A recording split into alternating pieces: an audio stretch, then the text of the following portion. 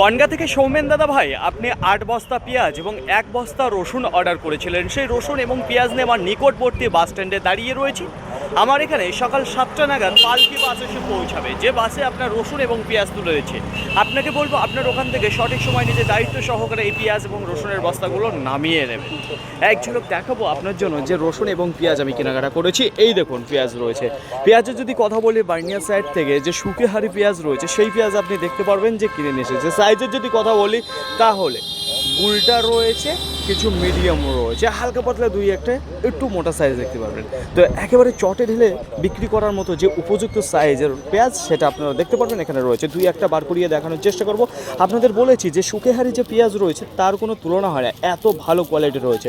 তো এই দেখুন কালার, পর্দা, ফিনিশিং দুর্দান্ত রয়েছে। তো বার করার সময় একটু পর্দাটা দেখতে পাচ্ছেন যে উঠে গেছে। তাছাড়া যে রসুনের যদি কথা বলি তাহলে এখানে কিছু বোম এবং ফুল সাইজের রসুন আপনারা দেখতে পারবেন যে রয়েছে। কালার, পর্দা, ফিনিশিং যদি কথা বলি সেটা মোটামুটি রয়েছে। কালারটা হালকা ডাউন রয়েছে, তবে সাইজের দিক থেকে ভালো রয়েছে। এখানে যে বোম ফুল আপনারা দেখতে পাচ্ছেন।